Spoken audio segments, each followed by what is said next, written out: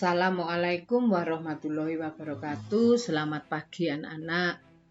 Bagaimana kabar kalian hari ini? Saya harap kalian selalu sehat dan berbahagia bersama orang tua. Jumpa lagi dengan saya, Bu Ii Resti.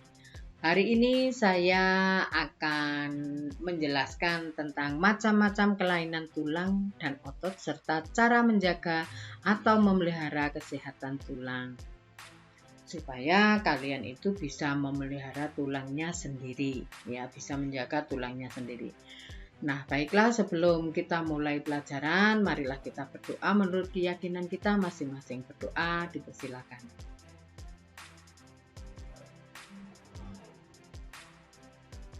Selesai? Nah,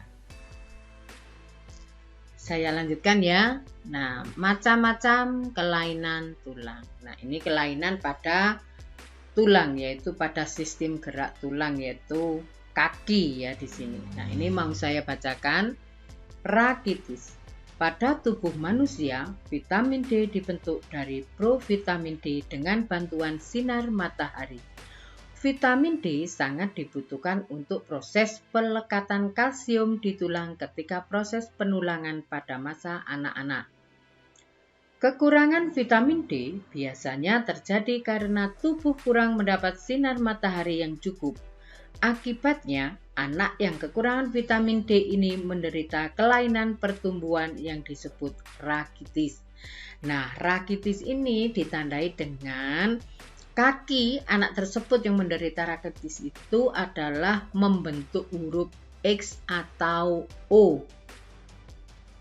Jadi kalau berjalan kakinya tidak bisa lurus ya, karena tulangnya terlalu lemah sehingga tidak bisa tumbuh dengan kuat, sehingga kakinya berbentuk huruf X atau O. Saya lanjutkan. Selain rakitis tadi, ada kelainan tulang yang namanya lordosis. Nah, lordosis dilihat ini, tulangnya ini ya. Nah, tulang punggung ini bengkok ke belakang. Kalau semuanya ini tulang belakang, atau tulang belakang bengkok ke depan. Nah, ini sehingga orangnya ndeteng ya, tulang belakang bengkok ke depan. Ini namanya lordosis. Ini disebabkan karena kesalahan duduk. Duduknya kurang tepat ya. Nah, selain lordosis ada lagi yang namanya skoliosis. Skoliosis ini adalah tulang belakang ini bengkok ke samping kanan atau ke samping kiri sehingga membentuk huruf S, namanya skoliosis. Ini juga disebabkan kesalahan duduk ya. Lanjut. Ada yang namanya kifosis. Kifosis ini tulang belakang bengkok ke belakang semuanya. Sehingga kalau seperti ini bisa membentuk huruf C, yaitu kifosis, kifosis ya. Nah, kita lanjutkan. Ada yang namanya fraktura. Fraktura itu patah tulang. Nah, ini tulang yang sehat, kemudian ini patah ya, patah tulang, fraktura. Ada yang namanya osteoporosis. Osteoporosis ini pengeroposan tulang. Nah, kalau tulangnya sehat, kemudian ini kropos-kropos ya. Osteoporosis ini biasanya kekurangan kalsium. Ada yang namanya fisura. Fisura itu retak tulang, hanya retak saja. Ini biasanya akibat benturan seperti fraktura tadi ya. Kalau fraktura itu benturannya terlalu kuat sehingga tulangnya patah. Kalau fisura ini hanya retak saja.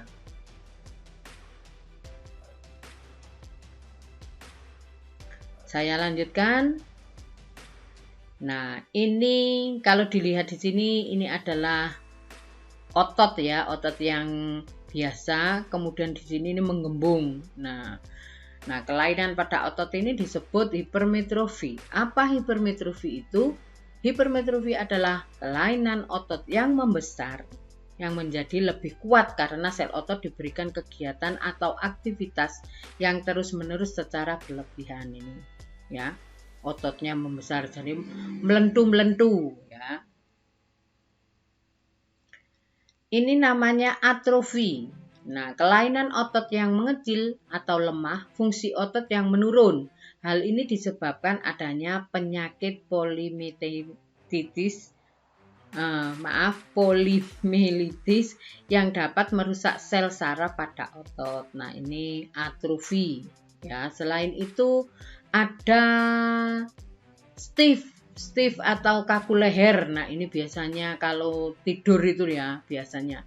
Kelainan otot karena adanya peradangan otot trapezius leher akibat gerakan yang menghentak secara tiba-tiba atau salah gerak, salah tidur, ini bisa ya, stiff, kaku leher. Lanjut.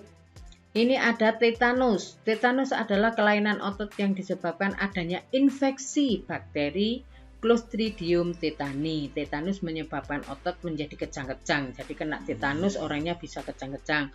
Makanya kalau jalan hati-hati ya. Nah, ini ya.